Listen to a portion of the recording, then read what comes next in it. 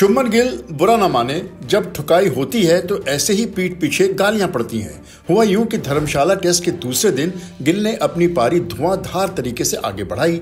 स्पिनरों को तो वो कूट ही रहे थे। जब जिमी एंडरसन बॉलिंग करने आए तो गिल ने उनको क्रीज से आगे कूदकर सीधे एक बहुत बड़ा छक्का मारा। इंग्लैंड के कप्तान बेन स्टोक्स ने भी गर्दन हिला के माना कि स्ट्रोक लाजवाब था। गिल यहीं नहीं रुके। उसी ओवर में उन्होंने एंडरसन को 2 चौके और जड़ दिए। दोनों के बीच में ओवर के बाद बातों की झड़प भी हुई। बाद में एंडरसन ने गिल को आउट भी किया। फिर एंडरसन ने गिल को आंख भी दिखाई। एंडरसन अभी भी बाज नहीं आ रहे हैं। एंडरसन ने कहा है कि ये तो ठीक है कि शुभमन, तुमने सीरीज में बहुत रन बनाए हैं, पर घर से बाहर तुमने कितने रन बनाए हैं? गिल बोले, अपनी उम्र देखो, अब तुम्हें रिटायर हो जाना चाहिए। वैसे एंडरसन अब तक गिल को 5 बार आउट कर चुके हैं, इसलिए वो डींगे मारने से नहीं चूकते। ये एंडरसन ही हैं जो, चाहे वो रविंद्र जडेजा हों या विराट कोहली, वो इंडियन क्रिकेटरों से बात बात पर उलझ ही जाते हैं। इंग्लैंड में एक सीरीज में वो दौड़ते हुए डेंजर जोन में आ रहे थे। कोहली ने इस बात का ध्यान अंपायर की तरफ आकर्षित करवाया।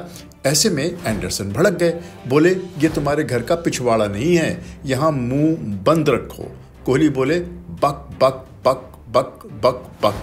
जब आदमी बुढ़ा जाता है तो ऐसे ही सन किया जाता है। वैसे इंडिया के महान ओपनर सुनील गावस्कर भी मानते हैं कि इंग्लैंड के खिलाड़ी धुलते हैं, पर उनका घमंड नहीं जाता। वो इंडियन क्रिकेट को अभी भी अपने से नीचा ही समझते हैं। इसी घमंड के कारण उनके दाम आईपीएल में ज़्यादा लगते नहीं हैं।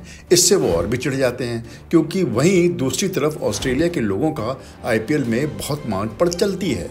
न केवल ऑस्ट्रेलिया के बॉलर और बैट्समैन, पर उनके सपोर्ट स्टाफ, उनके कोच, उनके फिजियो, उनके कंडीशनर्स, हर किसी की आईपीएल में मांग है। ऑस्ट्रेलिया की बात चली है तो उधर से भी अभी से माइंड गेम्स शुरू हो गए हैं। इंडिया इस साल के एंड में ऑस्ट्रेलिया का दौरा करेगी।